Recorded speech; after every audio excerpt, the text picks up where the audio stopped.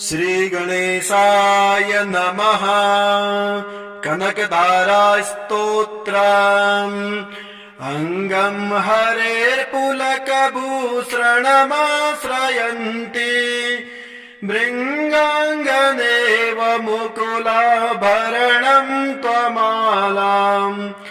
अङ्गे कृताखिल विभूतिरपाङ्गलीला माङ्गल्यदास्तु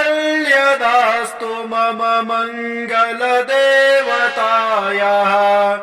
मुग्धा मुहुर्विदधति वदने मुरारे प्रेमत्रपा प्रणिहितानि गतागतानि मालादृशोर्मधुकरीव महोत्पलेया सा मे श्रियम् दिशतु सागर सम्भवाया विश्वमरेन्द्रपद बिभ्रमदन्ददक्ष आनन्द हेतुरधिकम् मुरविद्विषोऽपि ईशन्निषीदतु मयि क्षणमीक्षणार्धम् इन्दीवरोदरसहोदरमिन्दिराया आमीलिताक्षमधिगम्य मुदा मुकुन्दम् आनन्दकन्दमणिमे समनङ्गतन्त्रम् आकेकरे स्थितिकनि निकपाक्षनेत्रम् भूत्यै भवेन्मम भुजङ्गशयाङ्गनायाः बाहुवन्तरे मधुजितः श्रितकौस्तुभेया हारावलीवहरणी लमयी विभाति कामप्रदा भगवतो पिकटाक्षमाला कल्याणमावहतु मे कमलालयाया कालाम्बुदालिललितो रसिकैटभारे धाराधरे स्फुरति या तडदङ्गनेवा मातुः समस्त जगताम् महनीयमूर्तेः भद्राणि मे दिशतु भार्गवनन्दनाया प्राप्तम् पदम् प्रमथतः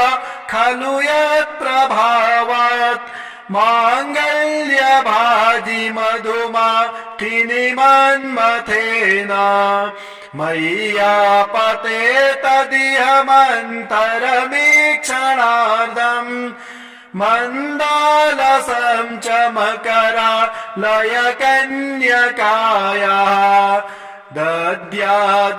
दद्यादयानुपवनो द्रविडम्बुधाराम् अस्मिन्न किञ्चन विहङ्गसे सौविसर्णे दुष्कर्म घर्ममपनीयचिराय दूरम् नारायण प्रणयनि नयनाम्बुवाः इष्टाविशिष्टमतयो पियया ददृष्ट्या त्रेविष्टपदम् सुलभम् लभन्ते दृष्टिः प्रहष्टकमलो दरदीप्तिरिष्टम् पुष्टिम् कृशेष्ट मम पुष्करविष्टराया गिरदेवतेति गरुडध्वज सुन्दरीति शाकम्भरीति शशिशे खरवल्लभेति सृष्टि स्थिते प्रलयके लिषु संस्थितायै तस्यै नमस्त्रिभुवनैकगुरोस्तरुण्यै श्रुत्यै नमोऽस्तु शुभकर्म फलप्रसूत्यै राज्ञै नमोऽस्तु रमणीयगुराणवायै सत्यै नमोऽस्तु शतपत्रनिकेतनायै पुष्ट्यै नमोऽस्तु पुरुषोत्तमवल्लभायै नमोऽस्तु नालेकनिबाननायै नमोऽस्तु दुग्धोदधिजन्मभूम्यै नमोऽस्तु सोमामृतसोदरायै नमोऽस्तु नारायणवल्लभायै सम्पत्कराणि सकलेन्द्रियनन्दनानि साम्राज्यदानविभवानि सरोरुहाक्षि तदवन्दनानि दुरिता हरणोद्यतानि मामेव मातरनिशं कलयन्तु मान्ये यत्कटाक्षसमुपासनविधिः सेवकस्य सकलार्थसम्पदः शन्तनोति वचनाङ्गमानसौ त्वाम् मुरारी हृदयेश्वरे भजे सरसिजनिलये सरोजहस्ते धवलतमां सुखगन्धमाल्यशोभे भगवती हरिवल्लभे मनोज्ञे त्रिभुवनभूतिकरी प्रसीद मह्यम् दिग्धस्थितिभे कनककुम्भमुखावसृष्टा स्वरवाहिनी विमलचारुजुलत्प्लुताङ्गे प्रातर्नमामि जगतां जननीमशेषा लोकाधिनाथ गृहिणी ममृताब्धिपुत्रीम् कमले कमलाक्ष वल्लभे त्वाम् करुणापूरितरङ्गितैरपाङ्गै अवलोकय मामकिञ्चनानाम् प्रथमं पात्रं कृत्रिमं दयायाः स्तुवन्ति ये स्तुतिभिर्भूरिवहम् त्रयेमये त्रिभुवनमातरं रमाम् गुणाधिकाराः गुरुतर भाग्यभागिनो भवन्ति ते भुवि बुधभावितास्याः नमोऽस्तु हेमाम्बुजपीठिकायै नमोऽस्तु भूमण्डलनायकायै नमोऽस्तु देवादिदयापरायै नमोऽस्तु सर्वाङ्गयुधवल्लभायै नमोऽस्तु देव्यै भृगुनन्दनायै नमोऽस्तु विष्णोरुरसिस्थितायै नमोऽस्तु लक्ष्म्यै कमलालयायै नमोऽस्तु दामोदरवल्लभायै नमोऽस्तु कान्त्यै कमलेक्षणायै नमोऽस्तु भूत्यै भुवनप्रसूत्यै नमोऽस्तु देवादिभिरर्चितायै नमोऽस्तु नन्दात्मजवल्लभायै देवे प्रसीद जगदेश्वरि लोकमातः कल्याणगात्रि कमले क्षणजीवनाथे दारिद्र्यभीतिहृदयम् शरणागतं माम् आलोकयत् प्रतिदिनं सदयैरपाङ्गै श्रीसूक्तम् ॐ हिरण्यवर्णां हरिणीं सुवर्णरजतस्त्रजां चन्द्रां हिरण्यमयीं लक्ष्मीं जातवेदोम आवह ताम आवह जातवेदो लक्ष्मीमनपगामिनीं यस्यां हिरण्यं विन्देयं गामत्स्वं पुरुषानहम् अश्वपूर्वां रथमद्यां हस्तिनादप्रबोधिनीं श्रियं देवीमुपहुवये श्रीरमा देवी जुषतां कांसोऽस्मितां हिरण्यप्राकारां मार्द्रां ज्वलन्तीं तृप्तां तर्पयन्तीं पद्मे स्थितां पद्मवर्णां तामिहोपहुवये श्रियं चन्द्रां प्रभासां यशसा ज्वलन्तीं श्रियं लोके देवजुष्टामुदारां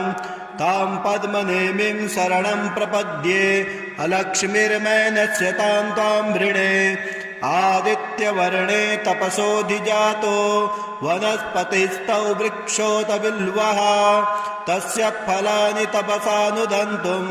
मायान्तराह्याश्च बाह्या अलक्ष्मीः उपैतु मां देवसखः कीर्तिश्च मणिना सह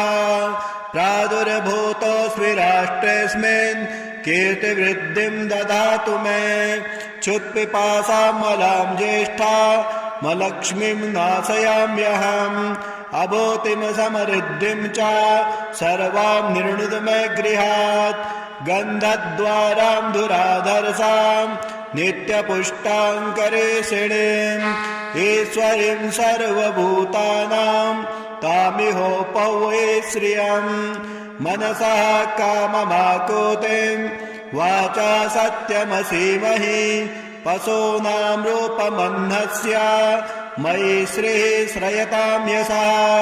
कर्दमेन प्रजा भूता मयि सम्भव कर्दमः श्रियमवासय मे कुले मातरं पद्ममालिनीम् आपाश्रियन्तु स्निग्धानि चिकले तव समय गृहे निच देवीं मातरं श्रियमवासय मे कुले आर्द्रां पुष्करणीं पुष्टिं पिङ्गलां पद्ममालिनीं चन्द्रामिरण्यमयीं लक्ष्मीं जातवेदो आवह आर्द्रां यः करणीं यष्टिं सुवर्णां हेममालिनीं सूर्यामिरण्यमयीं लक्ष्मीं जातवेदो आवह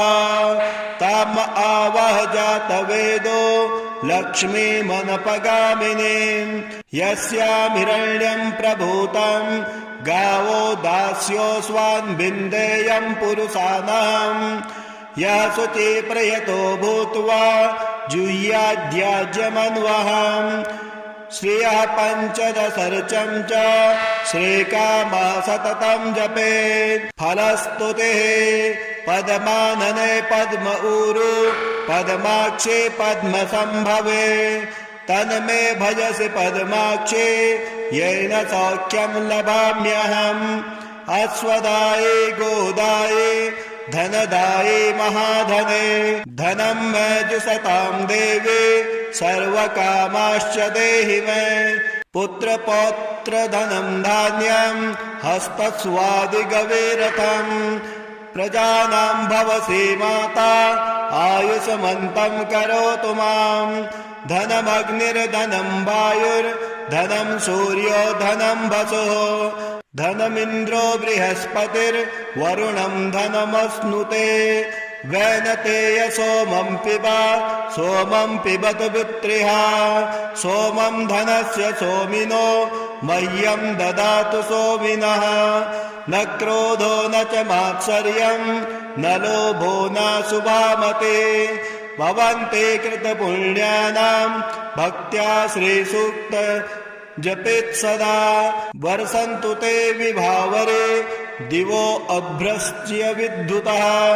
रोहन्तु सर्वबीजान्या ब्रह्मद्विषोज्जये पद्मप्रिये पद्मिने पद्महस्ते पद्मालये पद्मदलायताक्षे विश्वप्रिये विष्णुमनोनुकूले तत्पादपद्मं मयि सन्नधस्ता। ॐ श्रीगणेशाय नमः। कनकदारास्तोत्रम्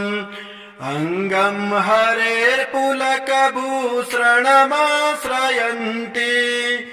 भृङ्गाङ्गनेव मुकुलाभरणं त्वमालाम् अङ्गीकृताखिल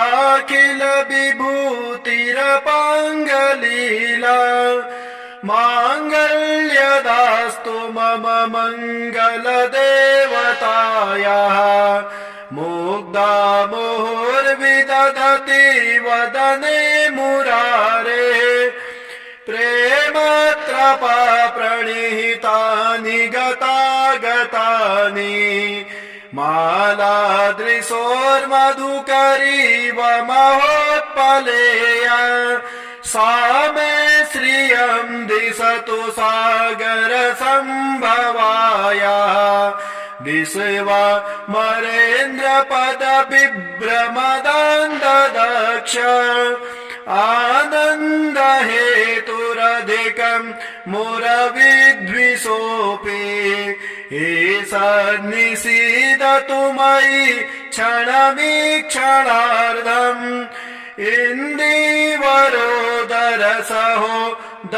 इन्दीवरोदरसहोदरमिन्दिराया आमीलिताक्षमधिगम्य मुदा मुकुन्दम् आनन्दकन्दमणिमे समनङ्गतन्त्रम् आकेकरे स्थितिकनि निकपाक्षनेत्रम् भूत्यै भवेन्मम भुजङ्गशयाङ्गनाया बाहुवन्तरे मधुजितः श्रितकौस्तुभेया हारावलीवहरणी लमयी विभाते कामप्रदा भगवतो पिकटाक्षमाला कल्याणमावहतु मे कमलालयाया कालाम्बुदालिललितो रसिकैटभारे धाराधरे स्फुरतिया तडदङ्गनेवा मातुः समस्तजगतां महनीयमूर्तेः भद्राणि मे दिशतु भार्गवनन्दनाया प्राप्तं पदं प्रमथतः खलु यत्प्रभावात् माङ्गल्यभाजि मधुमाक्षिणि मन्मथेन मय्यापते तदिहमन्तरमीक्षणार्धम् मन्दालसं च मकरालयकन्यकाया दद्यादयानुपवनो द्रविडम्बुधाराम् अस्मिन्न किञ्चन विहङ्गसे सौविसर्णे दुष्कर्म घर्ममपनीयचिराय दूरम् नारायण प्रणयनि नयनाम्बुवाः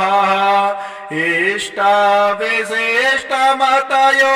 पियया ददृष्ट्या त्रिविष्टपपदं सुलभं लभन्ते दृष्टिः प्रहष्टकमलो दरदीप्तिरिष्टम् पुष्टिं कृशेष्ट मम पुष्करविष्टराया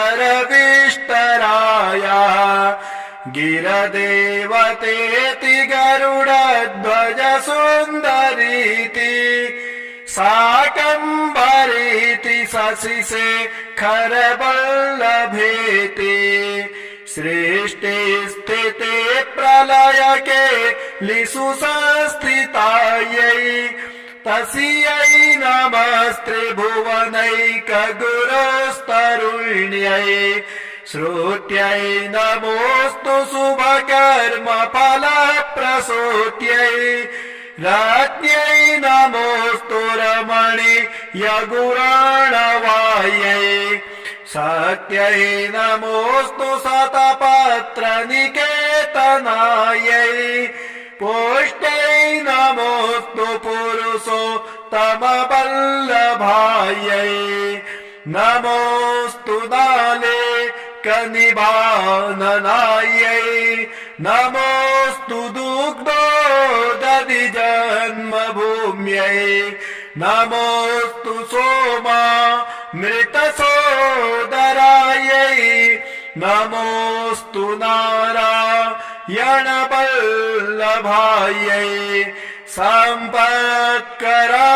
सकलेन्द्रियनन्दनानि साम्राज्यदान विभवानि सरोरुहाक्षि तदवन्दनानि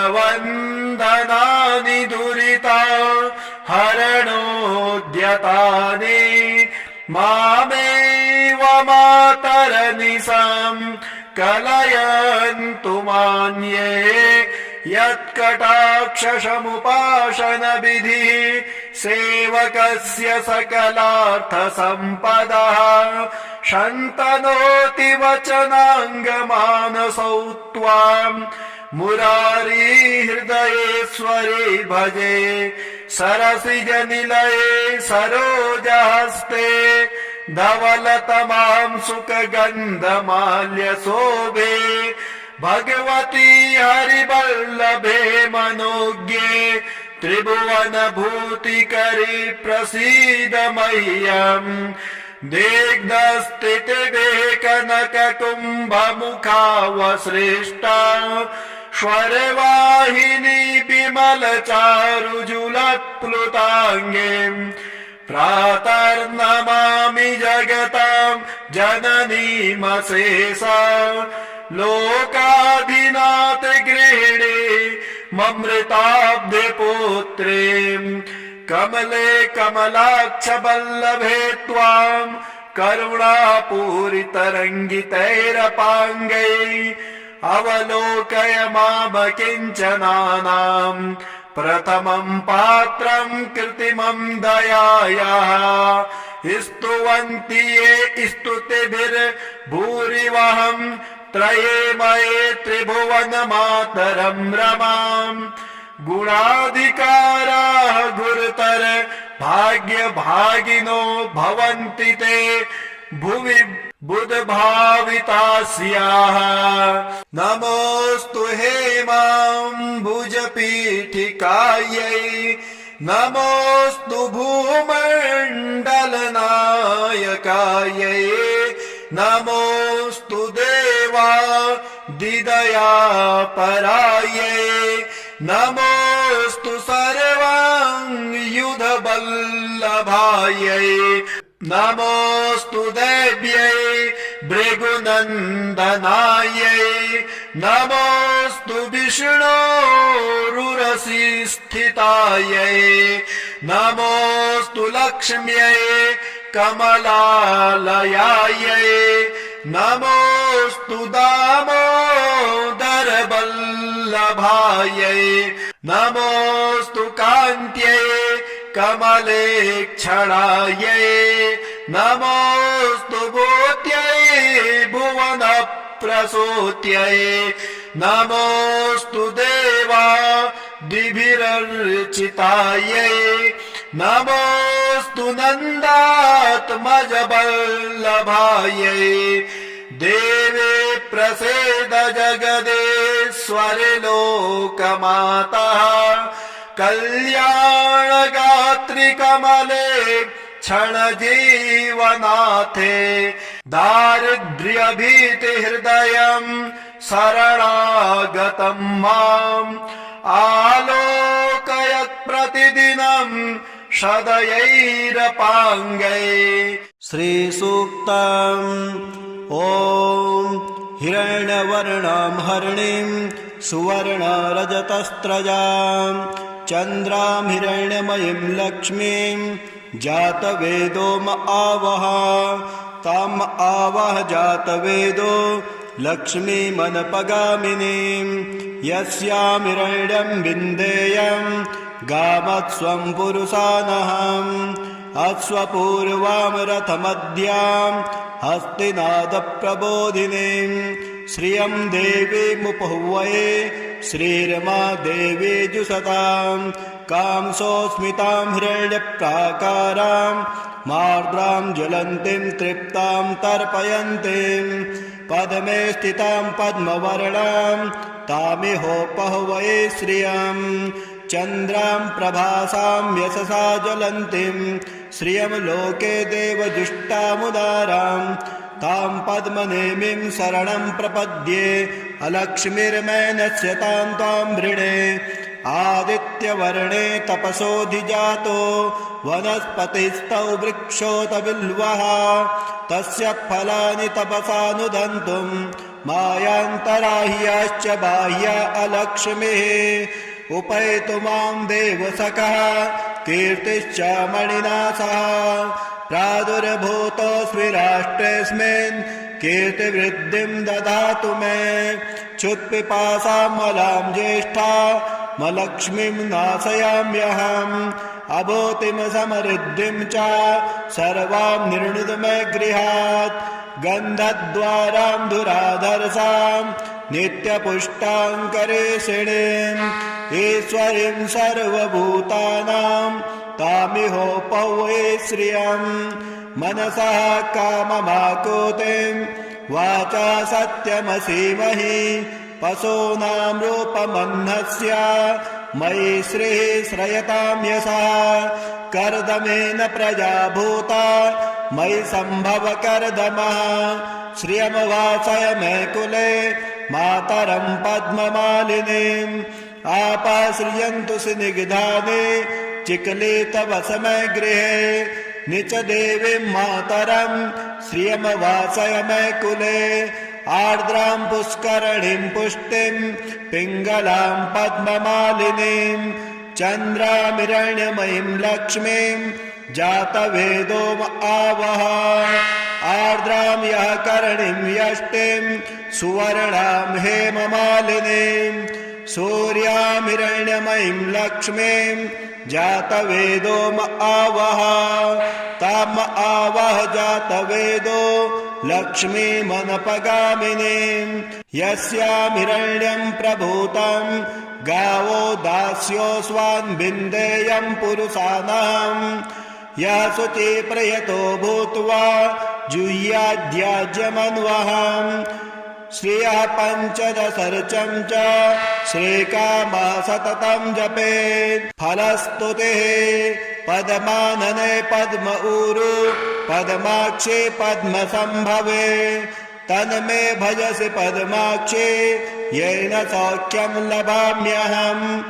अश्वदाये गोदाये धनदाये महाधने धनं मे जुषतां देवी सर्वकामाश्च देहि मे पुत्रपौत्रधनं धान्यं हस्तस्वादिगवीरथं प्रजानां भवसि माता आयुष्मन्तं करोतु मां धनमग्निर्धनं वायुर्धनं सूर्यो धनं वसुः धनमिन्द्रो बृहस्पतिर्वरुणं धनमश्नुते वैनतेय सोमं पिबतु पुत्रिः सोमं धनस्य सोमिनो मह्यं ददातु सोमिनः न क्रोधो न च मात्सर्यं न लोभो न शुभामते भवन्ते कृतपुण्यानां भक्त्या श्रीसूक्त जपेत् सदा वर्षन्तु ते विभावरे दिवो अभ्रश्च्य विद्युतः रोहन्तु सर्वबीजान्या ब्रह्मद्विषोज्जये पद्मप्रिये पद्मिने पद्महस्ते पद्मालये पद्मदलायताक्षे विश्वप्रिये विष्णुमनोनुकूले तत्पादपद्मं मयि सन्नधस्ता। ॐ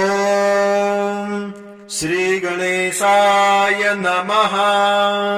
कनकदारास्तोत्रम् अङ्गं हरेर्पुलकभूषणमाश्रयन्ति भृङ्गाङ्गनेव मुकुलाभरणं त्वमालाम् अङ्गे कृताखिल विभूतिरपाङ्गलीला माङ्गल्यदास्तु मम मङ्गलदेवतायाः मुग्धा मुहुर्विदधति वदने मुरारे प्रेमत्रपा प्रणिहितानि गतागतानि मालादृशोर्मधुकरीव महोत्पलेय सा मे श्रियं दिशतु सागर संभवाय विश्वमरेन्द्रपद बिभ्रमदन्ददक्ष आनन्द हेतुरधिकं मुरविद्विषोऽपि ईशन्निषीदतु मयि क्षणमीक्षणार्धम्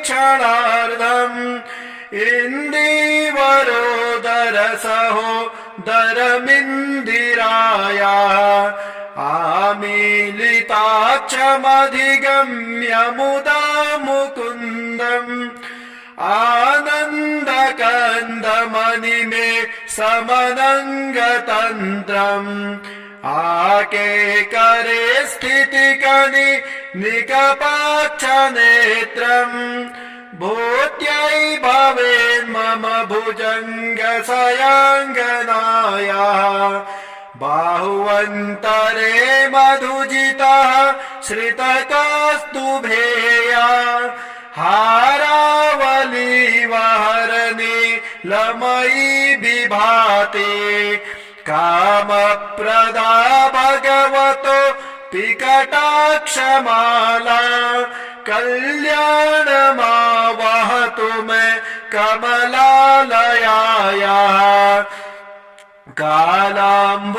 कालाम्बुदालिललितो रसिकैटभारे धाराधरे स्फुरतिया तडदङ्गनेवा मातुः समस्त जगतां महनीयमूर्तेः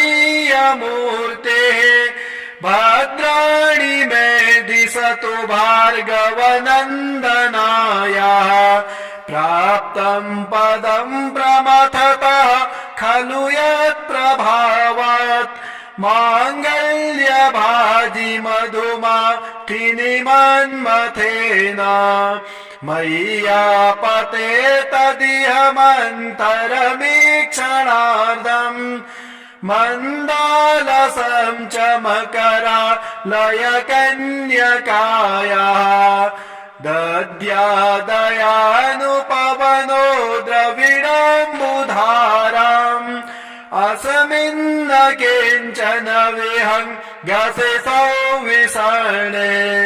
दुष्कर्म घर्ममपनीय चिराय दूरम् नारायण प्रणयनि नयनाम्बुवाः